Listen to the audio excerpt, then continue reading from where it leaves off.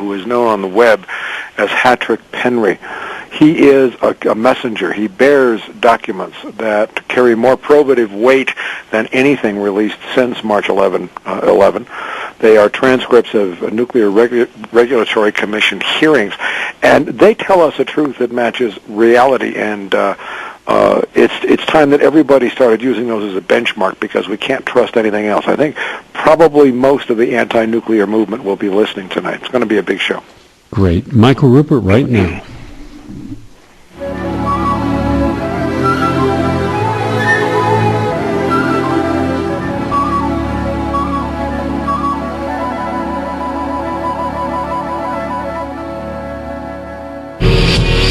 This is PRN, for the Progressive Radio Network. Again, on the 1st of December, 2013, we made it this far, yeah. Huge show tonight, but got to share some things up front before we bring on Hatrick Penry, Tony Muga, yeah. I've been snowed in for 6 days. I got my car out yesterday. Snowed in meaning almost no human contact for 6 days, which was a vision quest all by itself. I'm asking the cold to teach me lessons this winter. From what I hear from the locals who have lived here for a long time, search and rescue guys, it looks like I'm going to be hitting 40 and 50 below.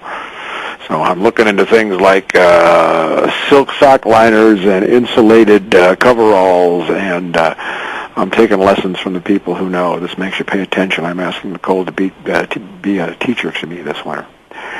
We need, there's something very important happening tomorrow, and you guys have to please find any way to support the Elsipogtog and Mi'kmaq peoples who have fought successfully in New Brunswick to stop fracking on sovereign native lands. Are back at it again because the powers that were, of course, don't give up. Canadian government said clearly it's working on behalf of and executing the word of the Queen of England in bringing the fracking trucks back onto the land, and these brave warriors are out doing it again. They're doing roadblocks tomorrow. They have called for an urgently worldwide for support people to show up and show support in any way possible. I would encourage you to do that. You can find out everything you need to know by going to lastrealindians.com, lastrealindians.com. They are fighting for all of us. They're fighting for all life. And they're fighting the Queen of England. And for all you who have followed all this and wonder who the heads of the old paradigm are, I don't know of many or any names higher on the list. And they're taking her on, and they're taking that concept on, and they've won. You need to support them. Tomorrow's the day. Check it out, please.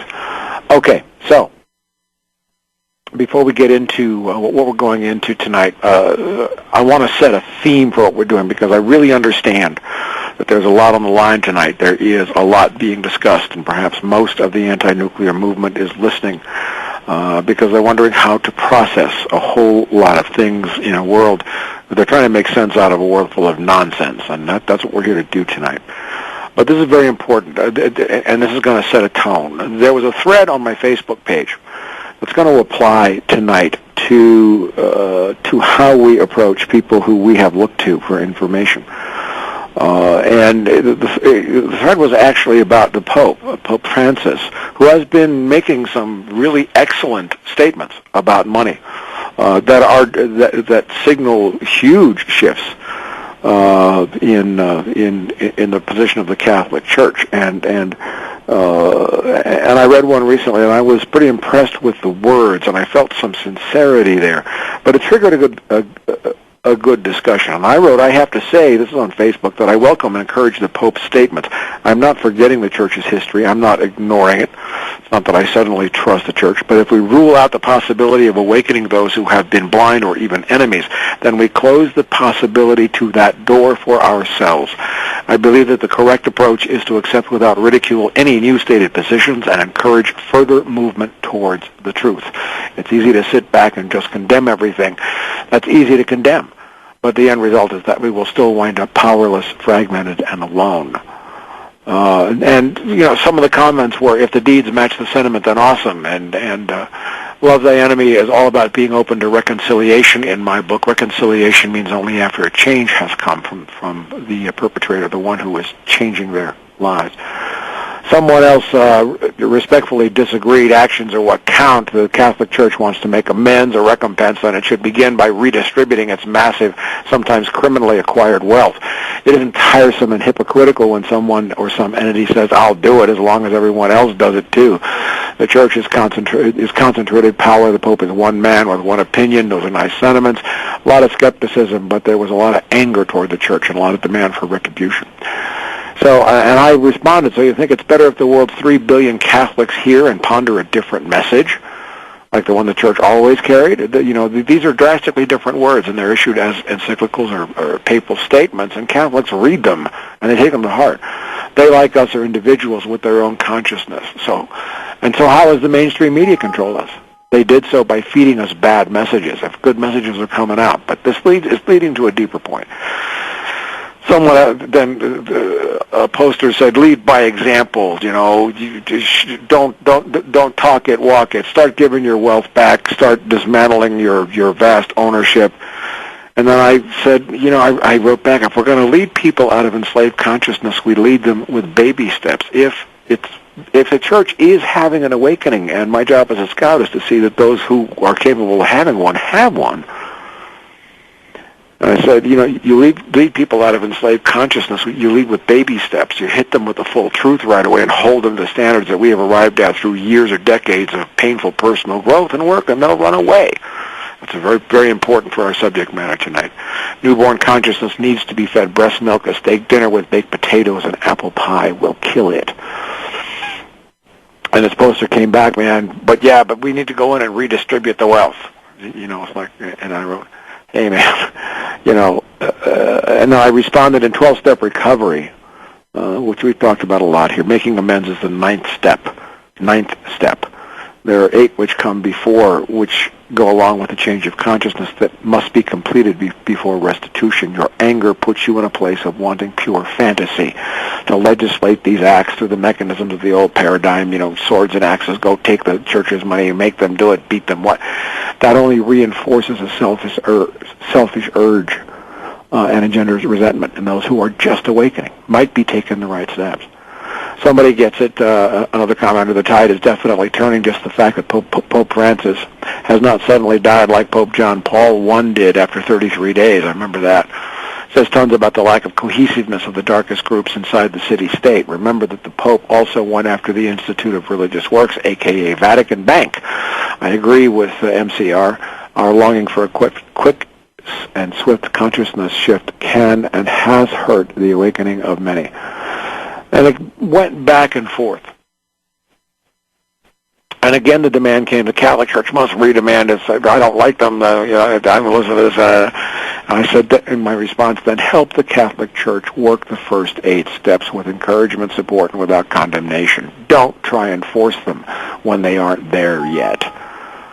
And so basically what this came down to, well, I made a statement that says, it is our most sacred obligation to hold open, as spiritual warriors, warrior of light, to hold open and safe the space which we want our fellow humans to enter and occupy so that all who are truly willing to change can enter with us. The fundamental issue is not for us to decide. The fundamental issue is whether the expressed willingness is sincere or not. If the willingness is sincere, it will be followed by action. If it isn't, there's nothing we can do about it. If the ones who are unwilling to change who are insincere liars, who are enemies, we don't waste a moment of time on them, except at some point to remove them. Sacred to hold open the possibility of change of consciousness without calling people names or judging them. That's just a critical point that I want to make tonight. There are certainly those who would continue to lie and deceive us. They are shills. They are liars. They are active, knowledgeable, willing agents of untruth, of evil, of lying, of darkness. And the ones who are not willing to change, those are the ones, when the time comes, we draw our swords against with a fury. A fury. I've been waiting for that for a long time. So that's the point. And so what I want to open this show tonight with Hatrick Penry, a.k.a. Tony Muga. I'm going to like to say that name. I don't know. Tony Muga. I just want to say it. Is that Arnie Gunderson, Helen Caldecott, I'm not coming after you. You have served us enormously. You have taught us. You have helped us to understand what's going on. And there are so many other people. I'm not signaling you out. There are certainly press agencies and shills and TEPCO and people that have lied and spread bad truth, but not everybody is a shill. And the door is wide open. I wrote Arnie Gunderson an open letter, which I read on the show 2 weeks ago. He has not responded. I wish he would. I really wish he would. I wish Chris Busby or Helen, who I love, she's been a guest on the show, a wonderful heart, wonderful passion, very eloquent, would step up and address these things, because we got something very important to talk about. And what we're talking about is a series of a collection of documents that, by legal standards, have greater and more probative value than any newspaper article or any statement, any press release that has thus far been issued with regards to the conditions at Fukushima Daiichi Reactor complex on the east coast of Japan. These are documents that were obtained through a Freedom of Information Act request, that were sent in an envelope by the U.S. government, the NRC, Nuclear Regulatory Commission, with the stamp and seal of a court reporter notary who prepared the transcription and certified it as authentic.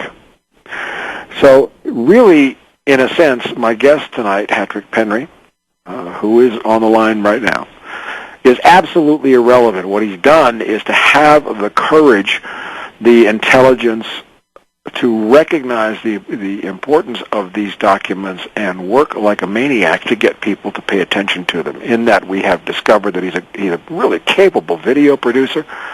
He's a musician. He can narrate. He's a teacher. He's a scout. Tony, welcome to the Lifeboat Hour, man. Well, Mike, it's an honor and a privilege, and again, I remembered to call you Mike. I'll try not to call you Sir or Mr. Ruppert tonight. And I appreciate the lead-in, and, I agree with everything you say. Like we talked before, I mentioned I'm studying the precepts of Zen Buddhism. I'm a practicing Christian, but I'm like you, I'll draw from anything from anywhere if it makes sense, and that's kind of what I'm, the tact I'm taking, the direction I'm taking now is I want to be a little more open to people and just more easy on people and just try to unify and bring people in to the information and warm them up to the information. Like you said, it's a lot of information. Yeah. It's a lot to take in and a lot to digest. So it's not fair of me to expect people to know this intimately overnight. So. Yeah, but I can certainly understand also the sense of urgency and the power, because I have made a life career off of document analysis and learning how to not only read them, but to give them probative value and to analyze them and to stand up and shout the message that they carry. So, that being said, tell us the history. These are documents released under the Freedom of Information Act. Who asked for them? When were they sent? When did they arrive? Where can people look at these? Because I want the listeners tonight to whip out a pencil so they can actually go look at some of these documents with us. Tell us that story real quick. Well, first of all, it's very easy to find the documents. If you just type Nuclear Regulatory Commission, NRC, they have a website, and the bulk of these documents are contained at that website. And all my videos and my book, Something Wicked This Way Comes, I link to the NRC website because you can always go there. It's a vast collection of documents. I don't deny it. It may be literally millions of pages, and it's a pain in the butt to go through. Tonight, I'll provide you guys some links. I hope you got my email with the links in there in case people want to check these documents. Well, you have a website, hatrickpenry.wordpress.com. That's Patrick Henry. Play Pig Latin with it. hatrickpenry.wordpress.com. Now, okay, quick questions. Who originally requested these documents? Is it a person? Is it a human being? Okay, good question. Originally, the Associated Press, Friends of the Earth, there were a number of media outlets or groups, environmental type groups, that were suing, well, not suing, but filing for, paying for particular transcripts. They would say, I want the telephone transcripts of this day or this particular conversation, and they try to be direct when you do it that way. All these, anyone can look them up, but when you go into Freedom of Information, at least my understanding is, you're kind of paying for them to sift through and give you specific documents of a time or date or place or particular people. Okay, how did these documents get into your hand? That's what I want to know. Was there? Did you find them yourself? Did someone else do it? You heard about it from somebody else? How did I have to establish chain of custody? The initial flow went like this. My mom cued me into what was going on. She had been to Informable.com, Lucas Hickson's site, where she had read some documentation. I think Joy Thompson was a writer there back in the day that had a really good initial article. So from some documents there, my mom came to me and said, look, this is a big thing. You need to look into this. And that's how it was initially brought to my attention. Okay, that's good. That's what I want to know. So these documents are all available just with a few clicks. I know the links have been up on my Facebook page to where people have actually downloaded many hundreds of pages of documents that are on file. Somebody found complete transcripts of telephone conference calls in the days immediately following the earthquake and tsunami. Who found those, and were they easy to find? Which, are you talking about specific documents here, or just in general? Initially, the earliest you could get your hands on these documents was late July or early June of 2011. That's when they initially came out. Within 60 days, Mike, you had some documentation come out that really shed light on this massive cover-up of the plume and cloud and fallout and what have you. So within 60 days, you had some really damaging evidence that was publicly available. 90%, I'm told, of the Freedom of Information was sought after by the Associated Press. So they were the really big players who really wanted to go in and get as much as they could. So the bottom line is, once they became available within a few months after 3/11/11, then people actually started looking at them and saying, oh, wait a minute, there's some serious stuff in here. Is that about right? Yes, but I would say on a very small scale, there's people interested in these documents. I'm sure you're aware of E&E News. They hosted some of these documents, and some information I got from there to send me deeper and explore further, because some people would just kind of touch upon them, whereas I wanted to really go in depth and get the meat, the substance of what was in these documents, try to digest them, and then try to, in a simple format, put it out there in layman's terms for everybody to understand. Okay, all right. Now we're got to move along past this because we want to get into what the documents actually say. Yeah. Many of these documents were telephone transcripts of involving people like the chairman of the NRC, then Gregory Jasko, a guy named Chuck Casto, who you found to be consistent, male participant, a lot of other names in there, and there was also some redaction. So I want to make sure we're talking about the same set of documents, because I'm looking at one with page number 137 on it. That says this is going to progress to the point. This is Chairman Jasko, at which we probably have, we think, I have to assume at this point that we're going to have 3 reactors out of control and possibly up to 6 spent fuel pools. Male participant, agreed. I think we need to take whatever actions are necessary to deal with that. Now, this is just one of many documents, but I'm going to ask you in a second just to give some very short quotes, because we have to budget our time very carefully here. Yes. Tonight. That it is a given from at least 4 or 5 different points that the spent fuel pool at reactor number 4 was completely combusted. There was nothing left of it. All the fuel was gone. Same thing with number 3. Deep questions about 2 and 1, but three meltdowns. And this completely contradicts anything that we have been told officially or even by people like Arnie Gunderson. And I wish he would respond, because, he just, I pray to God he will. But, so, very bad conditions. Now, we're 20 minutes after the hour. really intense here, and I got everybody listening. All right, let's do a couple of minutes here, and then I'm going to play a song. And this is one of the ways that I introduce my guests to my family here, is that the music that we pick reveals what's in our heart. And Tony is also a very accomplished musician and songwriter, singer. We will get there in a minute because we can read. Cartesian science can't measure heart, but music and art sure do. Okay, before we go to the song, which you're going to tell us about, read us a couple of other quotes that are very in-your-face clear. Can you do that? Okay, I'm pulling from the document that talks about the walls being blown out on Unit 4, and this is John Moniger. He's an NRC official who is embedded with TEPCO and government in Japan. He was very close proximity to what was really going on.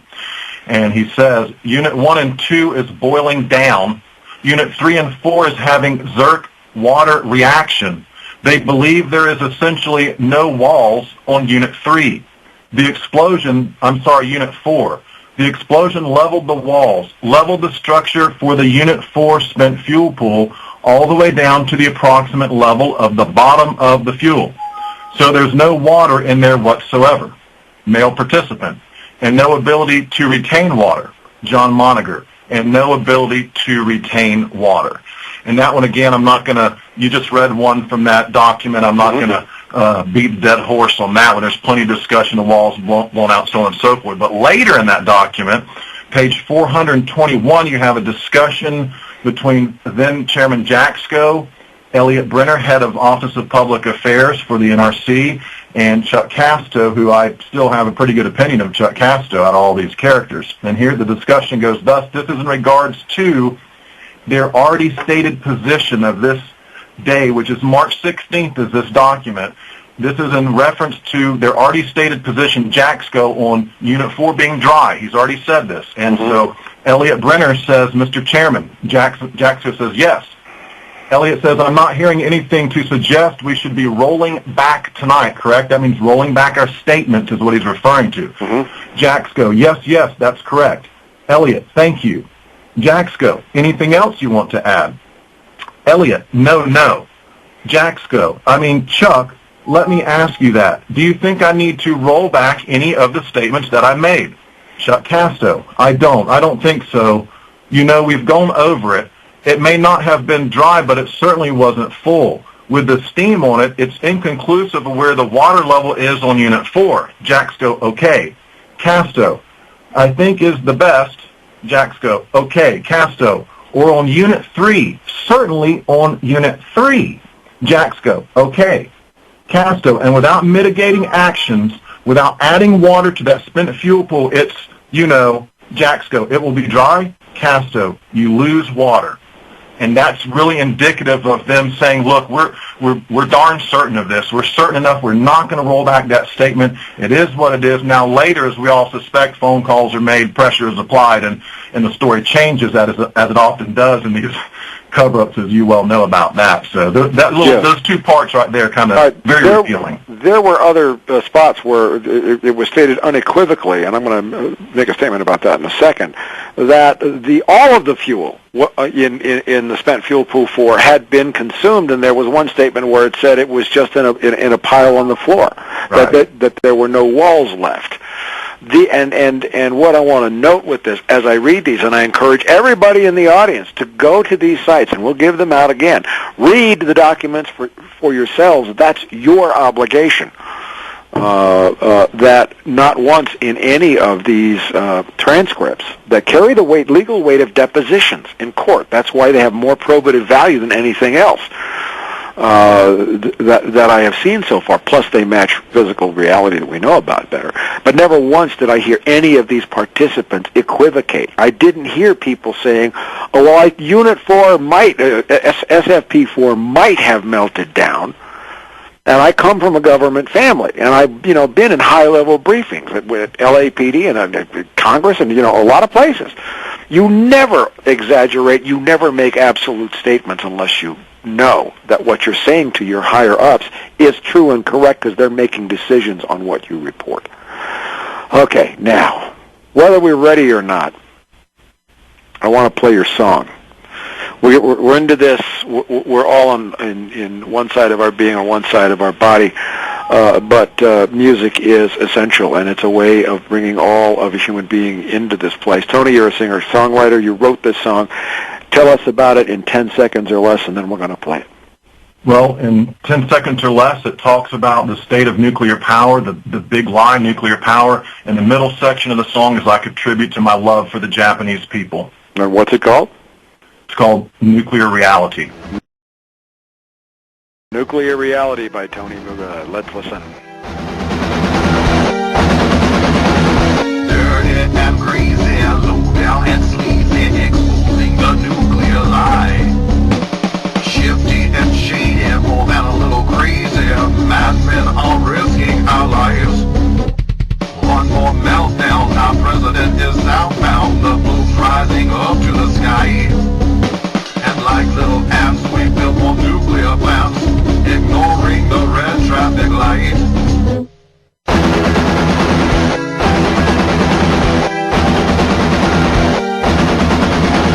Liars, deceivers, fools and believers inside the conspiracy. Conmen and gangsters, top brass and banksters, criminals of the highest degree. Down at the newsroom, deception in full bloom, a garden of dishonesty. Yes, truth is for sale, and lies will prevail in a nuclear reality.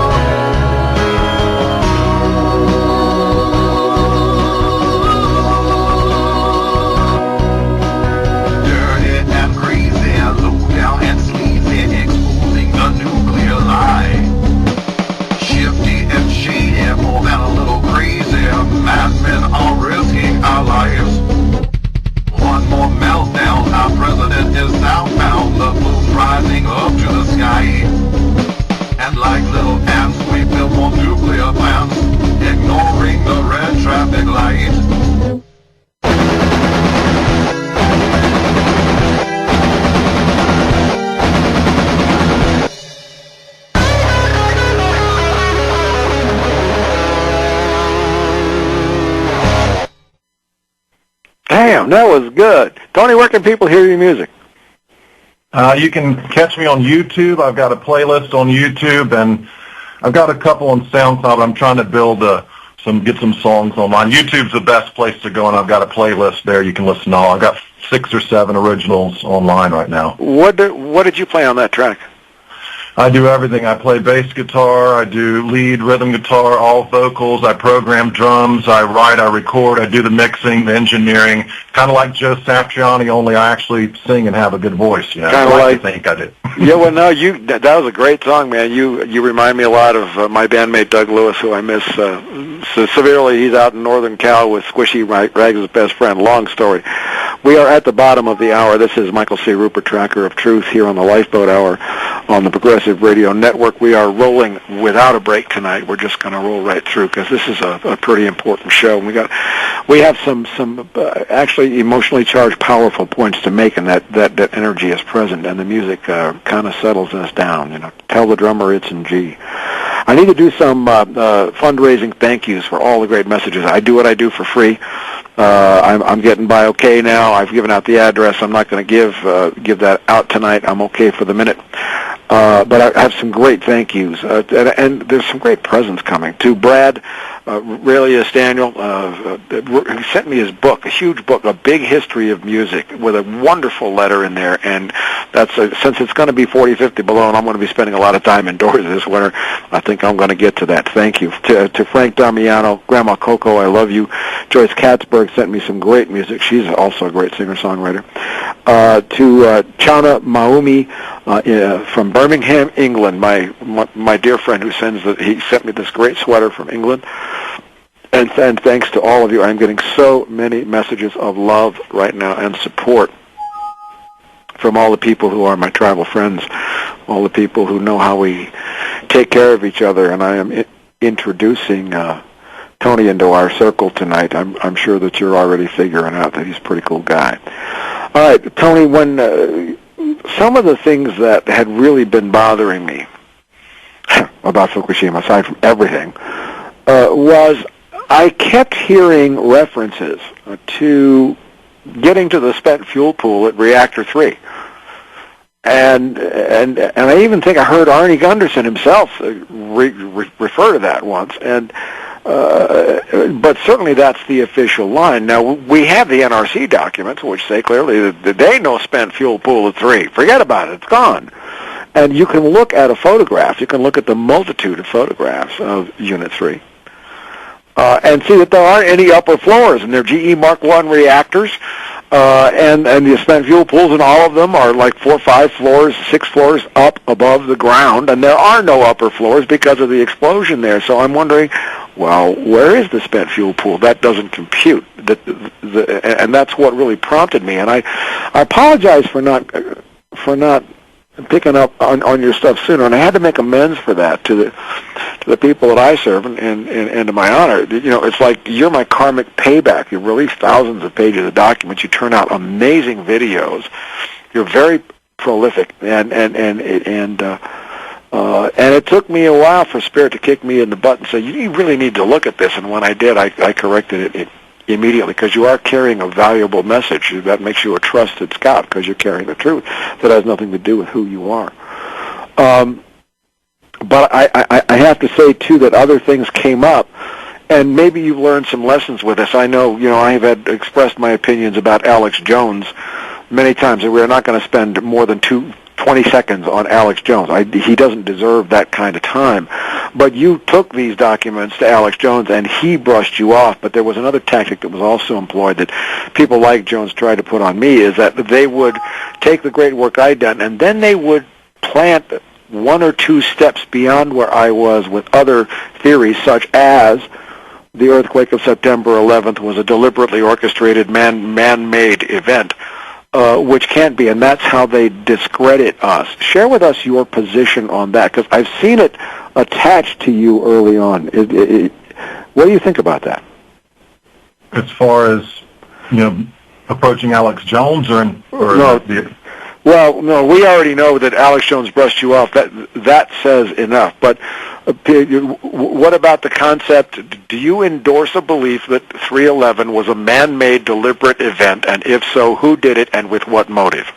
Well, I would say this on that. I cannot prove beyond any reasonable doubt that it was a man-made event. Right, okay. That being said, what I try to concentrate on with these documents, and like we've discussed, is what I can prove, and what generally when you look at the documents, that's that's what grabs you in your feel and everything. So I've had this discussion with some of my associates that I work with, and we've back and forth, and in the end we settled and said, look, it doesn't really matter if it was a natural event or if, there's some kind of conspiracy and they're using some kind of weapons we don't understand. The fact of the matter is we now know, and that we can't argue, that the possibility exists, because it's already happened once, that one of these facilities can have a catastrophic incident, regardless of how it was created. And that strikes to the fact that we just need to face reality and begin to decommission systematically all plants around the world as fast as possible, because if they're not a terrorist target now, as technology advances, and considering the mentality of humans on this planet, they will be eventually if they're not now. So I don't argue how it happened. It's like with 9/11, I've been caught up in that argument. I look at people, I say, it was an illegal war, right? If me and Michael Ruppert hijack planes and fly them into buildings in Russia, Russia does not get to come and attack and occupy America. That's a criminal case. But here's the big point. As much. But here's the big point. With 9/11, there was a motive: gain control of Iraqi oil. Mm-hmm. And a whole bunch of other things. Right. There is no motive. There is no motive that applies to this, because the whole human race's life is in the balance. There's no guarantee of anybody surviving, and there's nothing to gain. Who benefits? That's the one question that has to be answered when you're alleging a crime, is who benefits. Nobody benefits from this if everybody dies.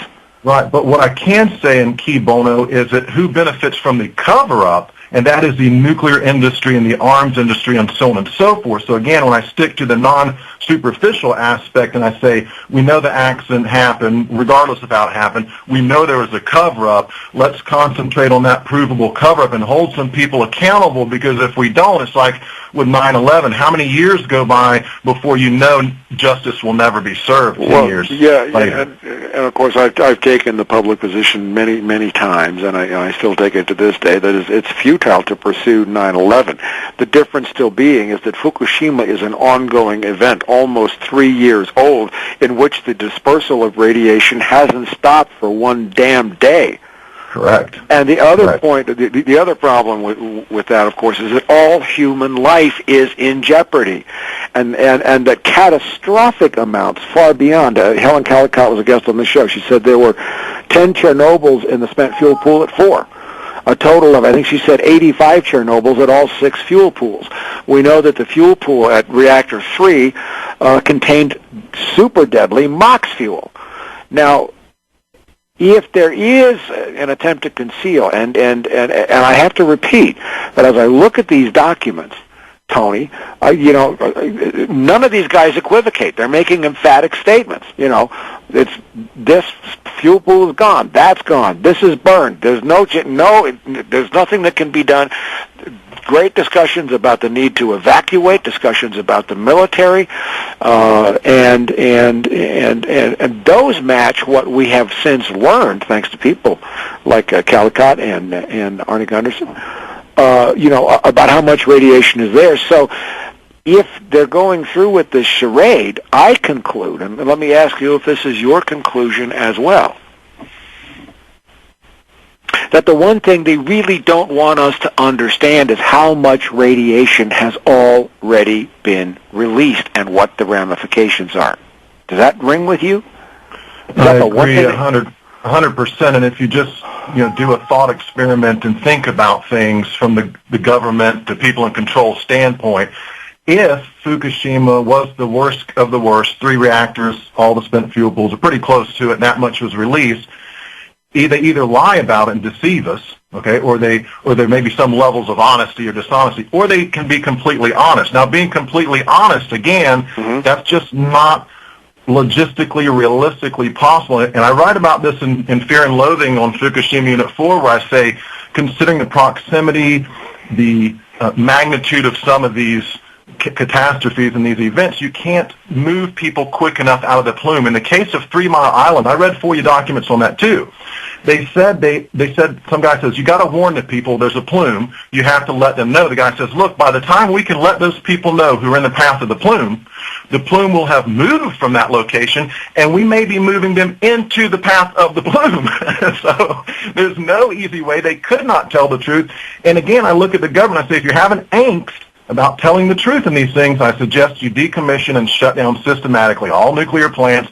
You won't have that problem. I don't have a definite alternative solution, but if we put free minds together and let them speak openly, like I like your stuff talking about the Indian elders and whatnot, I'd go to the Hopi Indians and ask them, how can we live? How can we make this work, you know?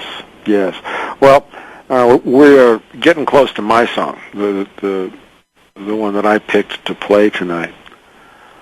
But I don't think anybody would dispute at this point that if 3 reactors are gone, 1, 2, and 3, we know that those cores are gone. They've been discharging, venting, and 3 or possibly 4. Reading the documents, it's not clear whether they're sure about reactor 1's spent fuel pool or 2's, but 3 spent fuel pools. All of that is enough radiation to threaten all of human life on the planet already. And you know, we see these great postings on Facebook, and these are not just somebody writing. These are news stories documenting really horrendous spikes in radiation all over the world. Plus, we have the massive die-offs of starfish, of bluefin tuna. I mean, it's a huge, long list. Polar bears, 20% of the polar bears, skin lesions, so on and so forth. That's a lot of radiation out there, and as human beings, we deserve the right. We have the right to know what's going on here, and that's a fundamental human right. And this is where the truth is more important to our humanity than anything else right now. So now I'm going to play my song. Now, I picked a song tonight. We've played some amazing songs: Jackson Browne, Joni Mitchell, a whole lot of songs in New Orleans that were just so exceptionally prophetic in describing the times that we live in now. And I picked a song that may be one of, if not the most prophetic song of all, and it was by a guy named Paul Simon and a guy named Art Garfunkel, and it was called Sound of Silence. And this was recorded in Central Park in New York in the late 90s, I think it was. And here it is, Sound of Silence.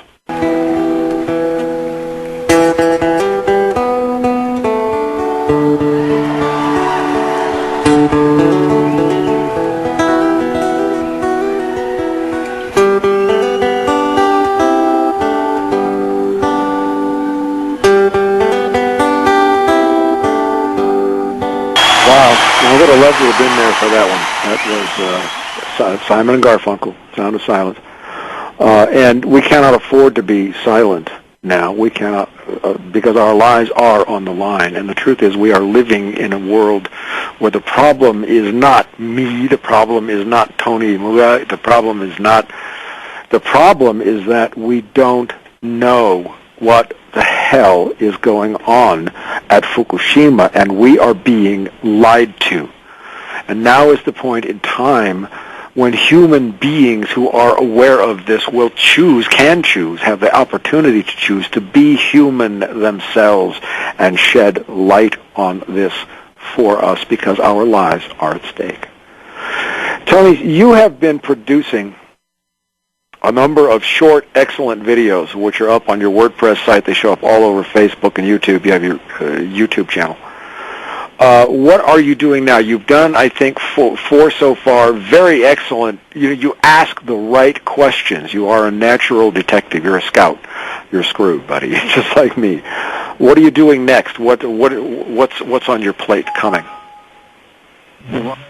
Back over my book, Something Wicked This Way Comes. It's free, available on my website, and I want to put it in a PDF form where you can go page by page and, stop on one page and come back the next day, because it is fairly extensive. One thing I wanted to make sure, a couple things I want to say real quick. Sure. In regards to the tsunami and earthquake drill that apparently occurred as the event in Fukushima, as far as that type of information goes, although I'm not a detective and an expert in pursuing it like a case, I feel on my behalf I'm responsible to the American public to at least put all information forth, regardless of where it may lead, and let them debunk it and let them look into it. Kind of this is what I've done, Mike, consistently with a number of these events, shootings, or whatever it is, having this crazy stuff going on. I'm very opinionated, I don't deny it, but I try to just put the information out there like you say, and I see this, there's a discrepancy here, and this is, I leave it with the American public, and hopefully they come to a decision about it. And secondly, if I could clarify, because people ask me, when the president said harmless levels, how could they say harmless levels? Extensively in this documentation, they're basing their models, the ones the president will say harmless or Jaxco will say harmless, on 4 to 5 days or 96 hours worth of emissions. And as you clearly pointed out, in especially in like a China syndrome meltdown, those emissions continue and continue and continue. Yes, the bolt come out initially and taper off, but they've got to model more completely. And so in those 4 to 5 days and 96-hour models, that was bunk. That was one of the ways they downplayed it and legitimized that Rose Garden speech. So those 2 points I just wanted to make. Excellent. And what you bring up there, Tony, is, to me, the 2 most important qualities of a scout. One is honor and integrity. The edge of your knife must be sharp in what you report back to the tribe, because the scout's job, as my friend Michael Mantis wrote so eloquently, is to, first of all, track. We are trackers of truth. And we have to not get to follow false trails. We have to avoid misreading trails. We have to avoid being led into ambushes, and they have been laid for you as they were laid for me. We have to honestly, with honor, convey that back to the tribe, because they base their decisions on what the scouts bring back. Scouts live behind enemy lines. Scouts live way deep in the heart of the darkness. And the other is to bring back the accurate reports and to do the best they can to get the best information into the hearts and minds of all the members of the tribe as possible. And our tribe is all 7 billion people on the planet. That's the de facto situation here. You meet and beat those standards easily, and that's why I'm extremely happy to have you on the show tonight. What kind of responses have you been getting? I know that now, especially since I picked this up belatedly, a lot more people are looking at these documents. My Facebook page went crazy. People were pulling, scores of excerpts out. Oh my God, look at this one. My God, look at that one. And it was sinking in. What kind of responses are you getting right now? Are you getting any interest? Are people asking to talk to you? Yes, and it's been a slow curve. And I don't deny, since you've looked into this, it's picking up. People are showing, obviously, if you're looking into it, they're going to take it seriously. They don't really know me that well yet, but as time goes on, I've heard your 100th monkey thing. Mm-hmm. Okay, that's my hope, Mike, is that eventually enough of us monkeys figure out the truth about Fukushima and nuclear power. And that's like our priority right now, to shut that down. So I've gotten positive responses other than the occasional go kill yourself type email in my box or what have you, but most of the general public and they understand it once they dig into it, and it's such an eye-opener, because if you had preconceived notions about how fascism works, how the corporate controls the government and influences the government, you'll lose all of those when you read these documents, or read what I've condensed and put together to save you the time. So, And that was the point that I was getting to, is that what I have found is that when you read and condense, you do so ethically. I have looked at many of your videos and your writings. I haven't read the book, but I've been, believe me, I've been in it, and I'm nodding my head as I listen to you ask the common sense questions. What are the big questions right now? We're down to about 7 minutes. Just take a couple of minutes. What are the big questions? What do you want to know? After reading all this stuff and living with it more than the rest of us, what are the biggest questions burning in your mind? Well, okay, and I have a question for you, and that would be that from your experience from 9/11 and your involvement there and your writing and your work in that department, and considering what happened on 9/11, would you give us any advice as the public and people trying to bring this to light? What avenue should we take now? I mean, I've written the book. I've got the documentation out there. People's taken some interest in it. And right now, like you said, I'm not sure where to go. I'm not sure what my next step will be other than to button the book up and get it in PDF form for everybody. So what do you think? That's a great question. Damn, you're pretty good. I like you. Thank you. This could be the beginning of a beautiful friendship, Louis. Yeah, Louis, yeah. I like that. My long experience and the situation at present is absolutely clear that there is nothing to be gained by pursuing any governmental conventional channel to get somebody to open up, to start talking to us and addressing what's in these documents. It's my complete opinion that these documents must be used because of the probative value which they carry as self-authenticating documents. I can't say that enough. As the benchmark for what we consider the condition and the state of the Fukushima reactors to be. In other words, if you were to ask me where I would bet my life on what the most accurate description is, I would say these documents give it.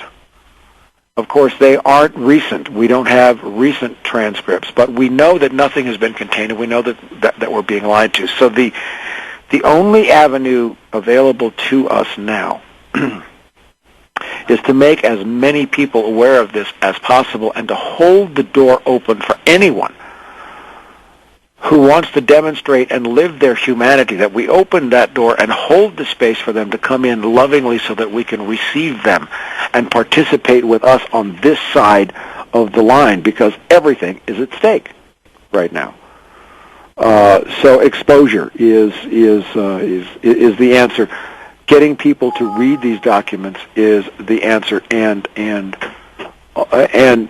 getting questions directed to people like Arnie, to people like Helen, to all of the ones. I don't mean to single them out. Anybody who might know anything needs to come forward. This is our obligation as human beings to each other. Okay, so that was a great question. What was the question I asked you? Were you evading the question? I think I'm trying to figure out what am I going to do from here with this thing, and you pretty much answered my. What are your biggest questions? If you could find out one answer to a condition of anything at Fukushima right now, what would you want to know? If I could, I would fly inside of Unit 4 and I would look around if I could withstand the rad level in there, and I'd get some real footage, and I'd hold a newspaper up with a date on it and a current event to prove it was legitimate and scan around. I mean, once they put the covers over those things, they can tell the general public what they want, and as you can see, the masses of people paying attention to mainstream, they're completely fooled by it. So I got to give them credit. They're organized, they're experienced, they're dedicated, they work hard, man. The adversaries, they know what they're doing. I give them that much. I don't like what they're doing, but I have respect for them, no doubt about it. Well, it's wise to respect your your enemy, but to me it's abundantly clear. None of the videos being released out of Unit 4 to me are credible in any way for the exact reasons that you just described. They haven't walked the camera over inside a structure, peered over into a spent fuel pool underneath. We're getting all these clipped, edited still shots and little clips of footage, none of which establish the authenticity of what TEPCO claims to be doing now, and what so much of the corporate media in the world and the national governments of the world, are all trying to shove down our throats. We know they're shoving us poison, and that's what's so frustrating about this. And this is the crying need. It is not to evaluate you, to evaluate me. Is we need to know what the hell's going on there. And what you have given us is absolute, incontestable, legal evidence of enormous probative value that says clearly, and these guys, the New York Times has, come out with spin stories. Oh, they were confused. They didn't know what they were saying. And I say, bullshit. I read the transcripts. These people are speaking unequivocally with certainty about the conditions there. There was no confusion expressed. Gee, we don't know in these documents. And I was especially, we got 1 minute left, and I was especially concerned about it came close to a presidential order to evacuate all Americans from Tokyo, and that was acknowledged very early on. So, Tony, I don't know what else to say. I was going to take a few minutes to talk at the end, but I feel spent, and I feel like we've covered a lot of ground. It is my prayer that you continue to do what you're doing. You are articulate. You make great videos. Your critical thinking skills are terrific, and you are serving your fellow man. So we're at the end of the show tonight. So I just want to thank you for joining us, and I'm probably thinking we're going to have you back. That would be excellent. Can I real quick just thank SHAZZAM and Maureen for assistance with the FOIA documents. They did excellent work, and wouldn't be here today with my work the way it was without their assistance. So I do thank them very much. And I thank you as well, Mr. Ruppert, very, very much. This was a pleasure. I know we did some good. Hatrick Penry, Tony Muga, at hatrickpenry.wordpress.com. Finding him on Facebook as Hatrick Penry. He's around. You will not have to look hard to find him and the work he has done. Your life and your children's lives depends more on you understanding what's in there than reading anything else or understanding anything else right now. This is Michael C. Ruppert, Tracker of Truth. Pretty drained after this show tonight, December 1st, 2013. I will be back with you next week. Tony, thank you for being with us. Everybody carry on. Good night.